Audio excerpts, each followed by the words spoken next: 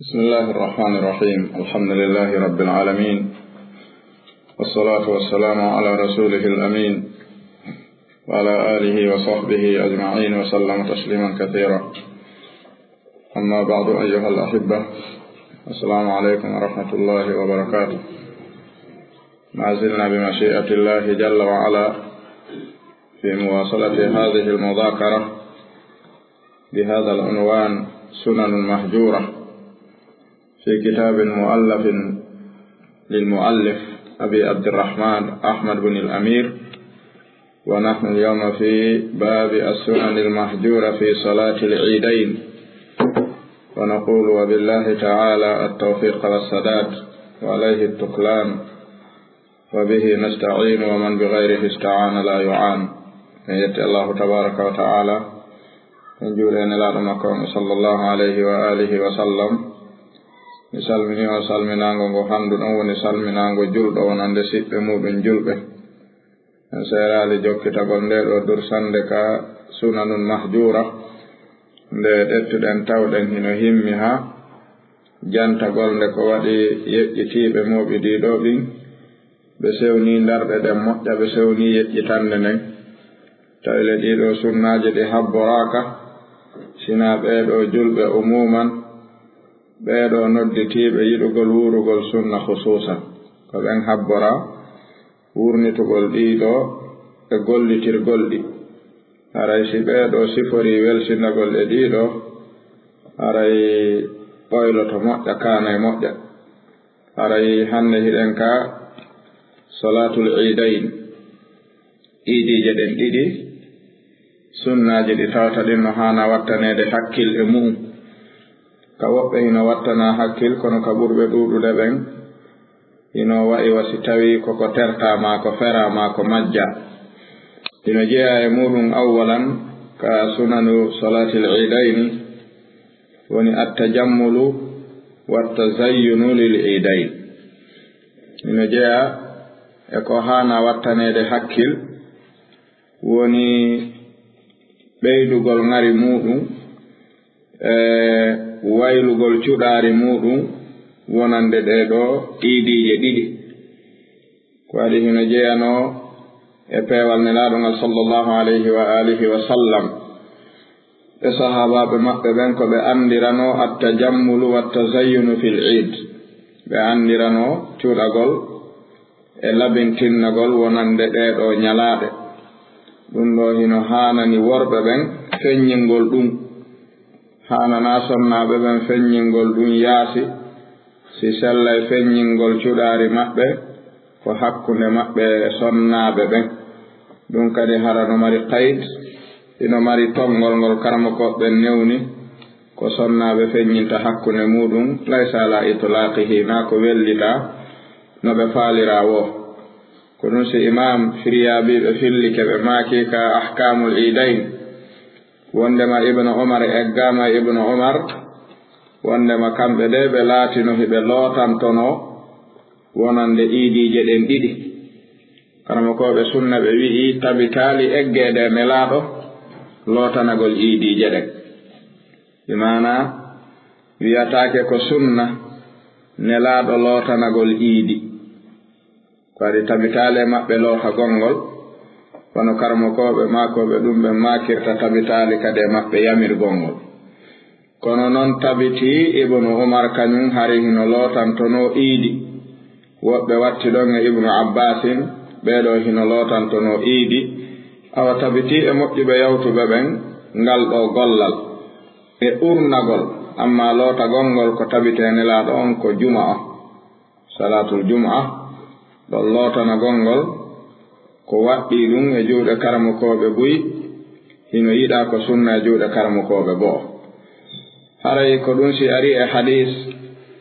ɗettaɗe umar ibn al-khattab radiyallahu anhu wondema ñande goo umar meeɗi soodude dolokke jammaɗo ka aleɗe arabuɓɓen istabrak, concol tekkugol jeyangol e noone harir.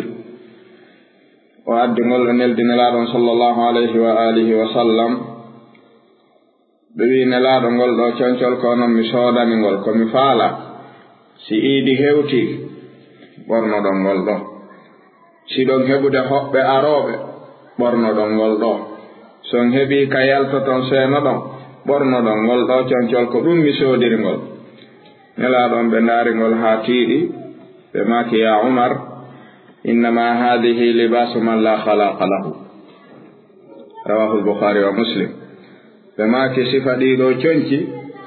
komo ala geɓal ka joomi meɗen e worɓe ɓen ɓornoto sifa ɗi woni alharir gorko julɗo haana ɓornaade alharir ɗum hino heerani sonnaɓe mofte ɗen worɓe ɓen kañum haana ɓornaade mum ko ɗum nde nelaɗon ɓe maaki julɗo ɓornata ko ɗum ɗo marɗo geɓal moƴƴal ka joomi me en umar abnul khattabu ɗettiti concol yiltodi e mum woɓɓe bo wi o acci ɗon concol nde nelaɗon humpitimo ɗum ɓe yehi wonoyi seeɗa nelaɗon ɗetti concol jonni goɗɗo goo wi naɓu jonnanami ngol ɗo umar abnul khattab on addingol jonni umar o wi kongo jonnuma ɗum wokko nelaɗo o ɗettingol o arte kadi o wi nelaɗo ko onon jonni goɗɗo ngol ɗo concol ɓe maaki wo on wi ilan nanen ɓornata ko ngol ɗo marɗo geɓal ka joomi me en wo kono min naali ya ɓorno hiɗa waawi yeeyude hiɗa waawi jonnude ɓeyngu ma ɓorno en faami jaka huunde no wona harmande yoga e mofte ɗen dago yeeyugol nde ɓe daganiɓe ɓe nganndi harir e zahabu woni kanŋe no harmani mofte ɗen kono yeeyugol harir e yeeyugol kanŋe harmana mofte ɗen ko waɗi no woodi ɓe tawata hino dagani ɓen ɗon no selli yeeyitugol ɓe e soodangol ɓe ko ɗum si oɗo hadis no jeeya ko tindinta wondema e zamanu nelaaɗon alayhi salatu wassalam hino andano yimɓe ɓen cuɗanto eɓɓitanto ndeɗo juldeere joni adama tawata on feƴƴiti ari e nokkeeli ɗuuɗuɗi ko faamugol ɓe soodugol coñci kesi fii julde ko sunna hada ala khilafi sunna bi maana ko cuɗanagol iidi on ɓorno laaɓuɗi labaaɗi wonande iidi on woni ko ɗaɓɓaa wonaa siɗa mari goɗɗi goo iidi hewtii maa kadi ɗaɓɓaa goɗɗi fii iidi on on anndi ɗum hino ukkindira yimɓe ɗuuɗuɓe e dewle si julde hewtii hay si ɓe mari goɗɗi maraaɗi ɓe innay mi holtaali soodanaaka coñci julde kono ɗa mari kesi ɗi ɓornaaka taw kono mi heɓaali coñci julde alaa asla ko ɗaɓɓaa ñannde julde ko yaa ɓorno laaɓuɗi si ko a gorko urnoɗaa yahaa ka juulirde amma wi'ugol julde fof maa holta ɗum hino hato jinnee dalil maa on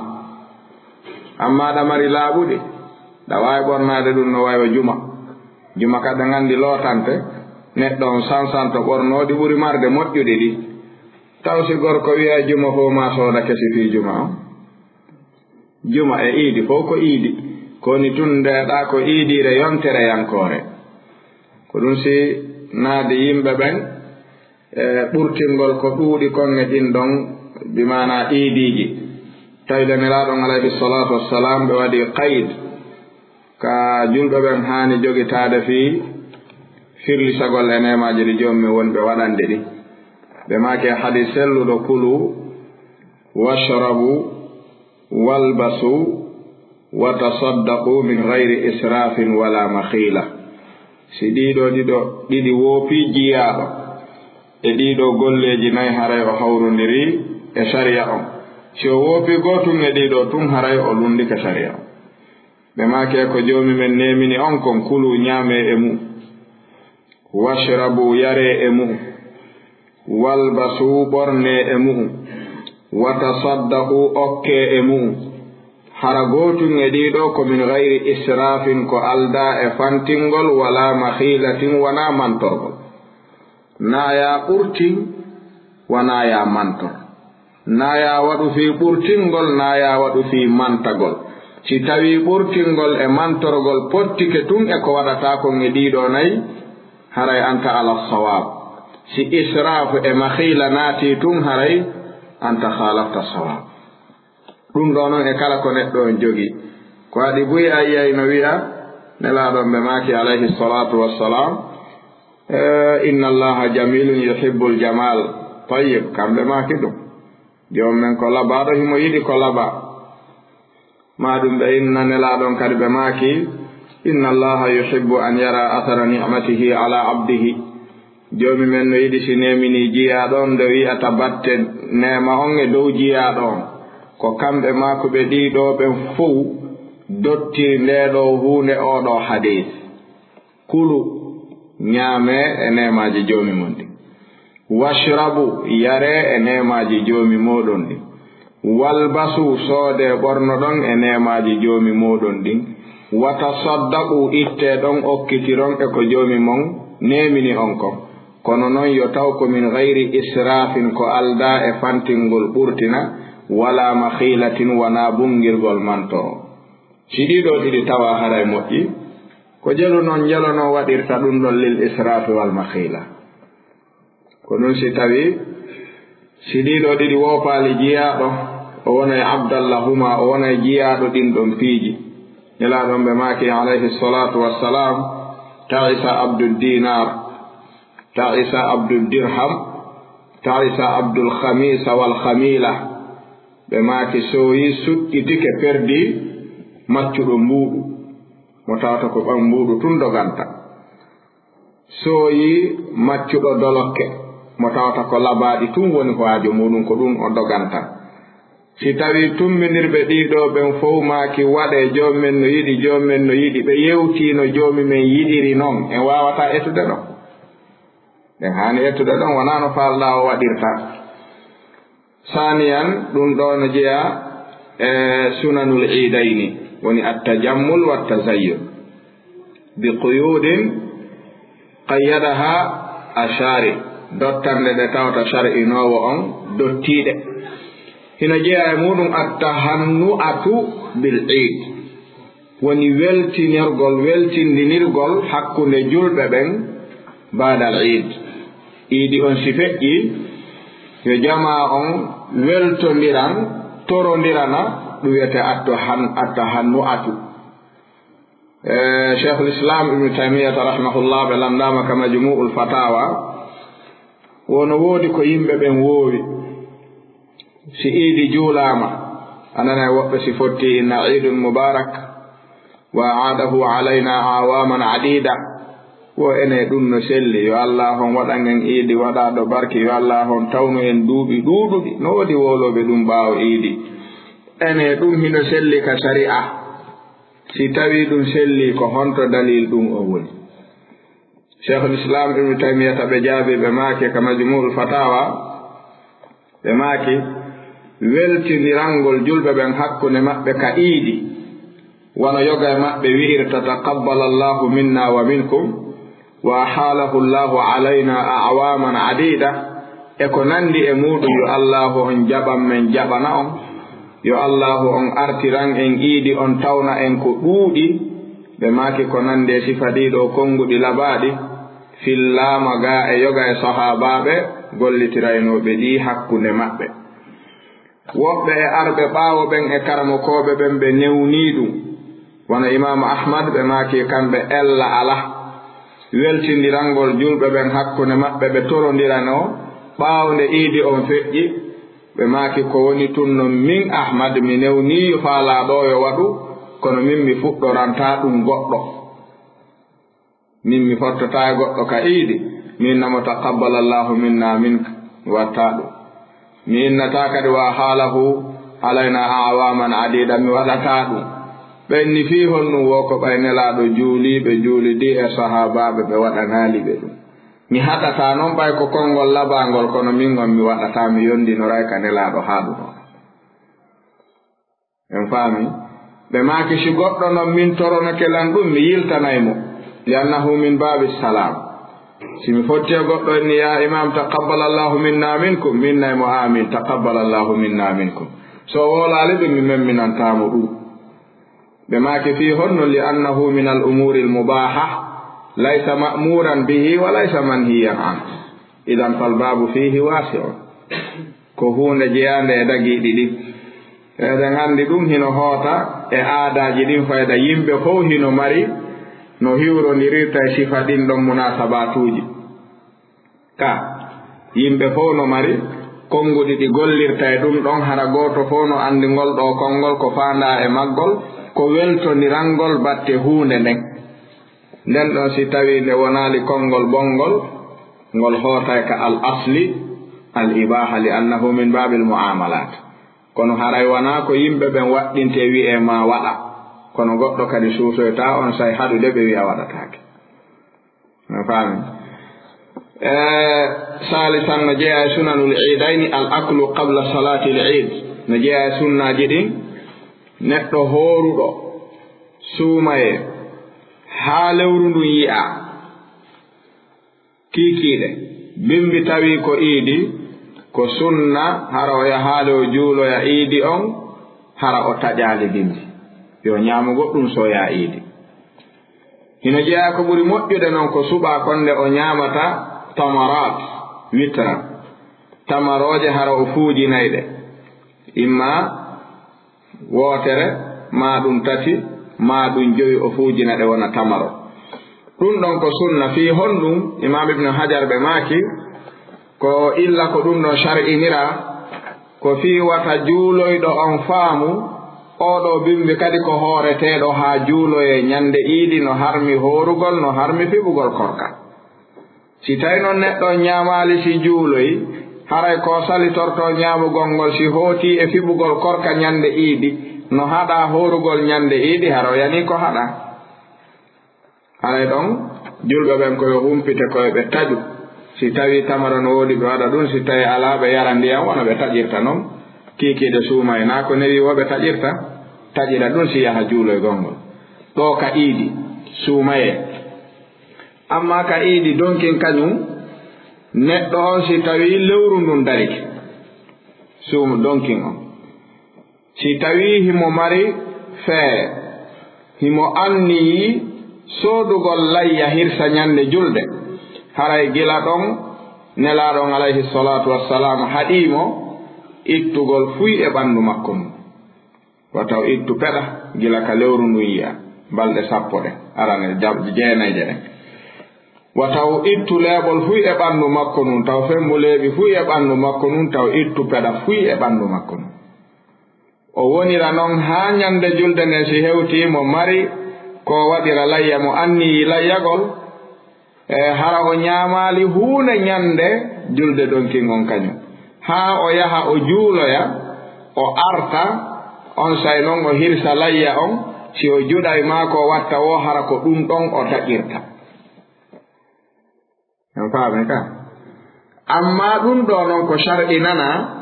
ko jogiiɗo feere layya anniyiiɗo kadi layyagol amma mo alaa feere layya sino faala yara e kafe si juuloya iidi ñande donki ko num habbanto so arti honnuga tawtata ay fus si tawi mo mari feere layya imam ahmad ɓe maaki ɗum ɗo no heerani marɗo feere layya on anniyi on amma mo alaa feere layya anniyaaki hirsugol ngol so faala o yara e ndiyam ma o yara kafe ma o ñaama haa o haɗa so juula iidi donkin o arta ko shar'inana ko wonande marɗo on ko noon imamu shawkani rahimahullahu ta'ala ɓe eggiri ka naylul awtar ga imamu ahmad ngol ɗo konngol wondema ɗum no heerani hirsoowo on wona julɓe ɓen fof huuɓiti on ɗon nden ɗon ñaawoore hino jeeya e sunnaji ɗin ka salatul iidayni woni khuruju nnisa'i walhuyyadu lil musalla yaltugol sonnaaɓe ɓen ɓe fopp maɓɓe woni nayeeɓe woni jiwɓe woni laaɓuɓe woni fiiliiɓe ñande iidi fopp yo yahu juuloya ɗum no jeeya sunan fayda sarat mahjura sonnaaɓe ɗuuɗuɓe illa man rahima rabbi ñande julde ko defugol tun aanini ɓe ɓurɓe ɗuuɗuɗe ɓe haray kiti tippa sukkina o fof ko fi yowrere tippa ñaame tun ɓe aynay defudu haa iidi feƴƴa ɓe aynay defudu haa juuloyooɓe arta ɓe jokkita ɗum fade fayda kadi hettoyo kiikiiɗe ko ɓe yahaali kon honnun nafi nafaali ñande julde fof ko yaltu yaha juuloya fii yo feeñu madahirul islam wa sha'iratul islam yo ande julɓe ɓen no woodi kaɓe noddeteɓe fof ɓe nooto yo ande kadi ɓe fanɗa ɗum hina jeeya hikma muɗum ko ɗum sinelaaɗon sallllahu alayhi wa alihi wa sallam ɓe maaki e hadis mo ummi atiya filli wondema iidi si hewtino nelaaɗon yamirayno men yo men yaltu ñande julde donkin e julde iidoɗɗo no honno suumaye ɓenne men yaltin al awatiqa woni jiwɓe ɓe jombaaka ɓen wal huyyada e sonnaaɓe fiiliiɓe ɓen wa zawatul hudur e sonnaaɓe jiwɓe maraaɓe ɓen ka ley gimbeeji ɗe nganndi jahiliya hiɓe maruno jiwo si woodi ka hewti e darnde e duuɓi o yaltataaka suudu baaɓe makko haa ñannde o jomba ɗum ɓe joginoo ɗum ko waɗi ɓe hulayno fitina jiwɓe ɓe moƴƴa ko ɗum si ɓe waɗanay jiwɓe ɓen ka ley gimbe ka ɓe wona si ɓe hewtii reseede ɓe yaltii ɗon wo ñannde ɓe jamaaɓe jombaaɓe yehi to waɗi kamɓe hari ko gorko on ɗaɓɓanta ɓey ɓiɗɗo muɗum on moodi wonaa jiwo on yaata ɗaɓɓoya haa yiida terma haa fotta jokkondira haa tuma faala ara wiya baaba ko ɗo mi faala yo ngokka si ɓe wii ɗum wonataa darngal daroo ka maɓɓe hakkunde maɓɓe ɓula kayi fami o hoo tummondira ɓenna moodi ɓayri ko ɗum o wii hokkumo ɗon tabone waɗu sa hokkaali moɗon fitina wonay goy gasi wonay kam ɓayri tun jiwa watti ɗaɓɓande hoore mum moodi boni kabonaade boni jooni noon sen yii gila sahaabaaɓe ɓen haa zamanuuji moƴƴuɗi buyyawtuɗi ko gorko ɗaɓɓanta ɓiɗɗo muɗum resoowo ɗum donc anndi yumma men hafsa binte umar nde moodi maɓɓe feƴƴini umar abnul khattaba anndi ɗum ɓe naati edda heynagol haa ɓe laaɓi ɓe gayni edda on ko umar yaltayno ɗaɓɓana ɓe moodi so ɓe jooɗii ka suudu habbala ɓe wii umar wii mi attii weeɓitude hafsa e dow aboubacry siddiq radiallahu anhu min aboubacry si tawde no hooramma hafsa mo am moodi mum feƴƴini o laaɓii kadi e edda gasi si tawii tun himo hawranma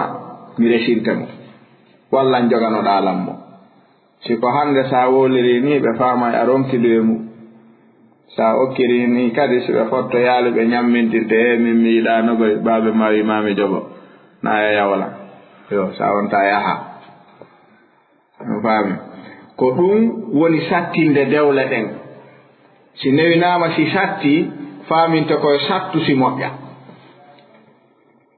umar amne oɗo aboubacry siddiq deƴƴi but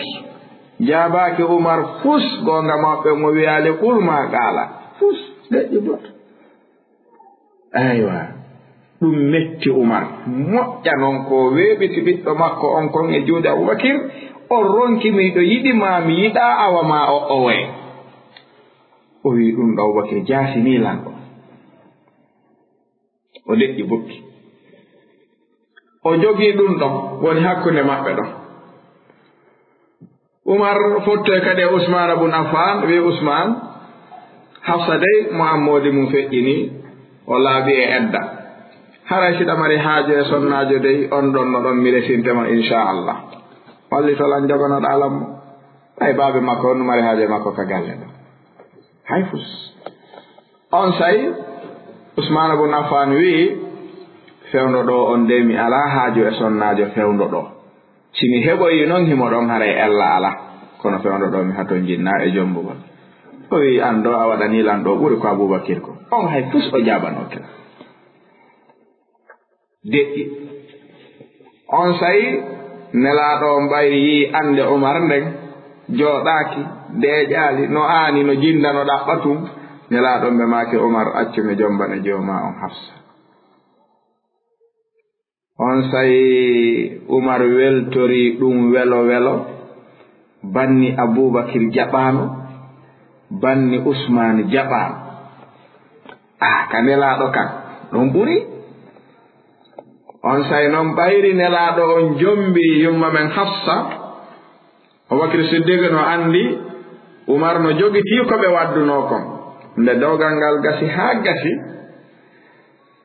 Abubakar noddi Umar wi Umar no woodi komi faalan yewtu seeɗa Umar wi am womi tañƴini tun no woodi komi waɗuma ko hawranama wo hi no woodi ko mettinmi ko waɗɗaama mi wolanima fi ɓiɗɗo an on hay awa wi'aali hay o way wo ko noon hari mi nani nelaaɗo nde o laaɓi e dewgal makko hiɓe maaka ɓe jombantemo tawi ɓe nelaalan ɗum mi yiɗaa saakude gundo maɓɓe mi yiɗaa ƴamude kami anndi hiɓe fokkiti si mi innii ɓe jombay mi yottinii ko ɓe nelaalan tawi yomi deƴƴu tum ɓay miɗo anndiri noon sinaa ɗum mi alaana hoore ya weeɓitanan haaju maaɗa mi ronka ma jaabaade sinaa ɗum ɗon wonnoo ko ɗum wonnoo yiineede ndi sewi kaa ɗon kadi ɓerɗe ɗen hettondiri laaɓi ko ɗum ɓerɗe ɗen ko looteteeɗe hakkunde julɓe ɓen si ɗe lootaaka tum heddoto jooni noon kamɓe ɓeeɗo ko maretenooɓe en yiinoɓe woni yaltirde ɓe ɗaɓɓa on yii Saïd oɗo Saïd ibnul Musayyib kañum ɗaɓɓani ɓiɗɗo muɗum on moodi resini ɗum taalibaajo mum Imamu Samra Gandi ko kamɓe ɗaɓɓani ɓiɗɗo maɓɓe on Fatima moodi ɓe resini mo Imamul Kasani taalibaajo maɓɓe ɓurɗo mawnde e taalibaaɓe maɓɓe nde ɓe windi Tuhfatul Fuqaha haa ɓe gayni Imamul Kasani jangi ɗon haa ɓe haynoriiɓe waawgol ɓen ya Kasani ɓe wi naam wo sharhanan o tuhfa mi ndaara si a waawi deftere nde ɓe windi matn Tuhfatul Fuqaha fi madhabil Hanafiya Imamul Kasani ɓayri hendike nde sharhiinde haa gayni on mbi addi watti e juuɗe Imamu Samra Gandi karamo ko mum ɓe ndarti sharhu on ɓe inni wallahi ya Kasani law kuntu ana lama ahsantu hakada siko min sharhuno nde ɗo mi sharhirtano ni mi hewtirtano ni barakallahu fik haray mi okkima ɓiɗɗo an on Fatima teŋe ɗen ko nde deftere nde sharhuɗa ɗo ta waɗu teŋe o jombi Fatima o yaadi e mum Imamul Kasani ɓe maaki kana Fatimatu binti Samra Gandi a'lamu min Samra Gandi yo maɓɓe on no janguno towi feƴƴi few baba maɓɓe ko waɗi mas'alaji neleteno haa ka maɓɓe tawa ɓe ala waktu ɗaɓɓitangol ɗi ɓe nelay tun o Fatima o arda e jawabu mum mbi adillati haa feƴƴa waktu ala ɗaɓɓitangol ɗum ɗo ɓahsu fewno ɗo lande Fatima ko honnum o yi o mas'ala yo yaawu seeɗa ɓiɗɗo maɓɓe kamɓe jannimo janngoyaale hay nokku o adday ɗum mbiya dillati haa mokkoni a ɗum feƴƴa tawa landiɓe ɓe jokkita golle goo ɓenna waktu ala ɗaɓɓitugol ɗum fewno ɗo ni'mal Fatima ka ɗum no serti mi janngata baabe mi janngata janngaali honnum gaynata mawɓe ɓen ɓe maaki kala mo jaɓaali rondaade ganndal fewno ka woni paykum o rondoy to dongal si o nawyi ka wiya mawɓe soree wo tuɗe hoore nde a nani mawɓe soree mawɓe tuɗee ɓe jaɓaano sorude fewndo ɓe woni paykum jannga ganndo rondataa ka lamɗo rondataa ko ka mo janngaano laamu ko ganndal neɗɗo rondoto fowto si ɗum wonaali a rondoto hara ko a mawɗo womo jaɓaali rondaade ganndal o rondoto dongal kañum darura ko ɗum si tawi wiiɗen salaf yawtuɓe moƴƴuɓe ɓen ko ɓe anndiraa jiwɓe maɓɓe ɓen si heewtii nokkugoo ko mareteeɗu wa'atawa taxi hara jammum fof ko si yiilike yi'aama ma yi'i yimɓe ɓen naa ɗum ɓeeɗo nelaaɗon ɓe maa kayno hannde noon fopp yo yaltine maranooɓe ɓen fopp e jiwɓe ɓen yo yaltine yaha ka julde ka iidi si ɓe heewtii fiiliiɓe ɓen yo potto ka juuleteeɗo e riwaaya goo fiiliiɓe ɓen yo potto julde nden ɓe jooɗoo ɓe nafitoro si julde nden gasii ɓe nafitoro hutuba on ɓe nafitoro toraare julɓe ɓen ɓe ammina wondude e julɓe ɓen ɓe habbira wondude e julɓe ɓen ɓe heɓat ɗiɗo baraje nde ɗo moƴƴere ɓe hoota kadi ka ɓe wonuno ɗon karamokojo goto wi yawti e zamanuji ɗi tariha windi wi sonnajo feƴƴi e zamanuji ɗi tawata o wuuray ha o feƴƴina hara o kontanaka ko yalti yaafi siwana laabi tati ɓe wi yaltal aranal ngal ko ñande o jibina o yalti ka reedu nene makko o woni ka galle baabe makko si o yaltitay ɗon ko ñande o yaltinte ko resaɗo mo naɓeɗe ka suudu moodi makko yaltande tammere nden ko ñande o feƴƴini o ronda himo yaltineɗe naɓe ka kaburu makko wo zamanu feƴƴi ka sonnajo yaltali sina ɗi tati ɓen ɓe feƴƴino tariha jantike ɓen en andi sonnaɓen ko si ɓe woni nder tum moƴƴi joni mi wi wa qarna fi buyuti kunna ka so wi yoɓe wonu nder en wi ɓe heƴata nder ha bonayi ko ɗum si tawi tentingol yiɗede yo sonnaɓen yaltu juuloya iidi on nelaɗon ɓe ma kono fopp yo yaltu yaha juuloya sonnajo gari wi nelaɗo miñan am min mo ka amen mo faala juuloyde kono ala jilbabu mo o ɓorno en yi ko jilbabu sonnaɓen andirano ya rasulallah wo ihdana la yakunu laha jilbabu qala ɓe maki litulbisha uhtuha min jilbabiha en yiɗo jaka wana naaɓe kesi ka fa hada alhadis rawahu albukhari wa muslim ɓe maki kaarijo de no ka suudu tun o ala jilbabu ko yaltira nelaɗon ɓe maki bandam makko e luɓumo e jilbabuji muɗum ɗin o juuliroya ha o arta jaka sonnajo ko jilbabu andirano asla mo addaniɓe conci goɗɗi goɗi wana ɗin haray mo hato jinne addugol dalil ɗum jaka no selli kadi mo ala kaluɓo ɓorno ha huntahaji mum ka ɓaynelaɗon ɓe maki yo luɓumo bandam makko jilbabu mum on o ɓorno o juuloya o arta ene ɗo si tawno kesi ɗin ko waɗɗi ɗum ko ɗum ɓe makayno yo soodoy ka kono jaka koyo ɓorno tun o yaha laaɓuɗi ɗaɓɓa ko wano noon hino waɗɗo noon sonnajo on kanko si o yalta yahugol ka iidi ma ka juulirde ma ka makiti kala yaltanne nde o yaltata no jeeya e sarti mum hara o suuɗa e ɓanndu makko nun no foppuma hen hara o rentoto kala ko wiyete urnagol e parfum karamo koɓɓen ɓe maaki hadis mo nelaɗon alayhi salatu wassalam ɓe maaki on ayyuma mra'atin ista'tarat thumma kharajat famarrat ala qaumin liyajidu rihaha fahiya zaniya wa kullu aynin zaniya oɗo hadis akhrajahu imam an-nasa'i wa hassanahu cheikh al-albani rahimahullahu ta'ala nelaɗon ɓe maaki kala sonnajo urniɗo meemi ko uuri o yalti o rewi ka yimɓe ɓen woni toon fiyoɓe heɓu urngol makko ngol haray himo mari bakkatu sonnajo jeenuɗo bakkatu zina o windante fahiya zaniya jon noon so dogay zina on o ɓatto ko windantamo bakkatu zina on kon haray honto dogande nde woni ɓe maaki kadi wa kullu aynin zaniya yiitere fof ko zinay ɗum woki mana yiitere no yiɗi ndaarugol yiitere no jeeya e teral ɓurgal sattude noppie ko joomi men tagi kon fof e bani adam ala ko satti gerdude ha hewti yiitere si yiitere yii ko faala ndaarude jommu wi a ndaarata ɗum haray mo mari tippira molanango fiita ɗum laaɗo ka ta ndaaru hinde faala ndaarude mawɓe ɓen ɓe maaki yiitere iwataka haɗa tana yiitere ko wigol nde ta yahuɗo honto nde yaha ɗon nde ɓuttini wotuma nde yehi ɗo joni noon ɓe wi ɗo sonnaɓe julɓe buy fanɗugol ɓe faamugol fiqaha diina maɓɓe ɓe wakkiloto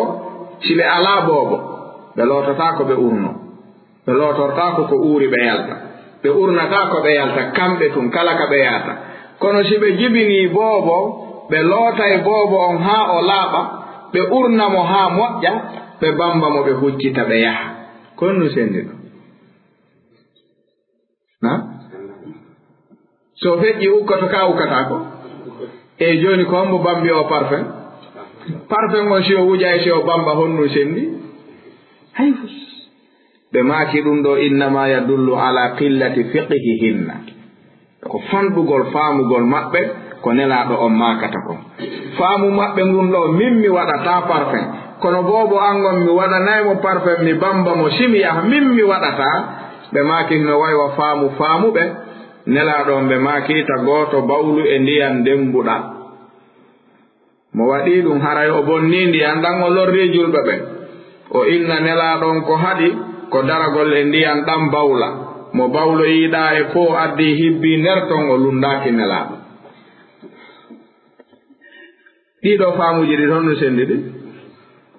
min on nde mi waɗata parfum inchallahu ɓayri mi anndi moƴƴa kono boobo angon mi wawata o waɗa parfum dey mi bambaymo kadi men yaha ɗo haray ko haɗaɗaɗa kon ko ɗum waɗɗaɗo kono so sey so sonnaɓe wattan haqqille ɗum ɓe wimo wi ñamata tewu kose wingi ma tewu mbabba mban kono si warbama yo okkore ndiyam mum ɗan suppu on haray o ñaamo ringi ka hara o ñaman na tewu on no harmi mi ñamata si ɓendi waɗanan ndiyam ɗan seeɗa tu ndiyam ɗam mi yaray kono mi yiɗa ñamude tewu ngu ko honɗum wontiɗan ndiya sina tewu ngu na min mi wujata ko parfum on dey kono mi wuja e boobo on mi bamba mo men yaha min mi wujaki parfum few hada min qillati lfiqhi yo allah subhanahu wa taala arkiso en ɓeydugol en faamingol diina ko ɗum si nelaɗon ɓe maaki man yuridi llahu bihi hayran yufaqihuhu fi ddin kala mo joomi men faandi e mum moƴƴere wona diina o andintamo ko diina o faamintamo on andi andugol diina e faamugol diina no woɗɗondiri wano funnaange e hirnaange woɗɗondiriri ɓe wii kullu faqih alim wa laysa kullu alimin faqih kala faamuɗo diina ko o ganndo ko waɗi ko ganndal faamete ka kono wona kala ganndo faami ko jangi ko ka nelaaɗon ɓe maaki fa rubba hamil fiqihin ila man huwa afqahu minhu hiɗa yaɗo rondiɗo gandal o yaha o jooɗo yeeso goɗɗo mo tawata on no ɓuri mo faamude ko o rondi ko hawarije ko ɗum ɓuri ɓe lorrude hiɓe jogii ɓe janngay moƴƴa ɓe fijirta gandal kono ɓe heeroray faamu kala non yeliiɗo heerorde faamu e gandal kono lorra e ngal tum o faamata nafa e ngal ko ɗum si tawi nelaaɗon ko foti moƴƴere ko faaminaaɗo e diina hay ko wana noon no jeeya e sunnaaji ɗin ka iidi almashi lissolati wa mukhalafatu attariq no jeeya e sunna on neɗɗo si yahay ka juulirde aslan so yahay ka iidi aslan sika ka seppoto yo terto waɗɗagol yo seppoya kono machine ji ɗin hannde ɗali en ɗum jogiiɗo moto jogiiɗo oto hay si tawi ko 1 kilométre juuliroyte koyo huɓɓimo yaha huɓɓimo arta wo jama o ronku faamude baraji taaɓanɗe ɗen windataake mbaɗɗateeri ndi sa hokkiti ka juuletee ton a tippi taaɓanɗe windaneɗaa baraji a ɓanti wonde yaafaneɗaa bakkaatu ɗum ko taaɓanɗe ɗen tun heɓorto ko ɗum sinelaaɗo fillaama e ali ibn abi talibin ɓe jaɓataano waɗɗaade yaha ka juuloyte harle ɓe mari mbaɗɗateeriji ka kono si ɓe fokkitii ka juuletee ton ɓe accayndi ɓe seppira koyɗe ɗen ɓe yaha jooni jogiiɗo moto hum jogiiɗo oto hum hino acca kun seppa juuloya na ene neema on wonaali ɗo ko ɗaluma neema kañum tigiri neema ɗaliima o neema moƴƴi e ma awa o moƴƴaali e ma na ɗum gaari yaha juuloya ali accayno pucci mungu nelaaɗo accayno ngelooba mungal alkaswa ɓe marno ngelooba fii maɓɓe tun kaswa ko mbamɓe wallitino ñande Hudaybiya ɓayri ɓe ari haa ɓe hewti mba darike soggaama yahe mba sali ɓe wi a ngelooba nelaaɗo man dartike hannde salike ɓe maaki tan wowlu ɗum mba salagol e dartagol wona jikku mabba innama habasaha haabisul fiili kasuwa meeɗaali dartaade meeɗaali salaade waɗude ko wi'a ko tongima ɗo salimba feƴƴa ko haɗunooɗo puccu wiyetengu mahmoudou ngu abou rahtal asram waɗɗinongu ko on haɗunooɗo ngu feƴƴugol ko on haɗi hannde ngeloba manta feƴƴuɗo kasuwa ɗum wonaa golle mabba nda renelaaɗo no hen jana kullu julɗo no ɓisa siɗɗo mu'u moƴƴaali haray idan luuɓi mana seppugol ngol yaha ka dewe ɗen waɗetee ton ɓuri moƴƴude waɗɗagol yaha si tawi kaka newto seppugol hara ɓitteende ɓurta ɗum ɓuri moƴƴude si tawi noon naaka teppere yaata illa bi shiqqil anfusi wano joomumen wiire suratu nahli hara on say on ti waɗɗoto ɓaynayo lorro kono si tawi kaka seppoto accu machine on seppa yaha juuloya seppa arta mi faami wo ibnu umar wi radiallahu anhuma nelaɗo sallllahu alayhi wa alihi wa sallam kana yahruju ila al idi mashiyan wa yarji'u mashiya iidi nelaɗo yaltayno ka suudu seppa juuloya ɓe seppita kadi ɓe sento haa ka suudu ɓe waɗɗatako sunna goo kadi ari wi kana annabiyu alayhi salatu wassalam ida kana yawmu l idi khalafa tariqa nelaaɗo luutidirayno kadi laawi yaaruɗi ɗin e arduɗi ɗin si ɓe yaaringol ɗo ka iidi ɓe artirtangol ɗon kadi ka suudu ɓe yiltindiray karmo koɓɓe noon addi illaaji ɗuuɗuɗi fii honɗum ɗum woɓɓe maɓɓe wi'i ko tawgol hari julɓe ɓen no fanɗi fii ɗuɗɗingol ɓe yo ɓe rew e boli madina ɗin buy woɓɓe wi aa ko fii feññingol sha'iratul islami o woɓɓe wi aa ko yela yo joomi men waylitan yimɓe ɓen alhaali on no fewdori non wa ala kulli si ɗiɗo fof majji en ko fii honɗum nelaaɗon waɗi ko en waɗu wi'aɗen naaɓe anden ko waɗana ka gasi hina jeeya e sunnaji haanaaɗi wattaneede haqqilɗin woni attakbir habbirgol ngol si iidi on hewti ko sunna gila ka lewru ndu yi'a si tawi ko suumaye ko sunna ka donkin gila ñande ndu dari haa juule waɗgol takbiru mutlaq gila ka juula waɗe takbiru mutlaq wa muqayyadun ba'da salawat wellite e ɓaawo julɗeele ɗen ɗum ɗo ko sunna feññina kadi takbiru on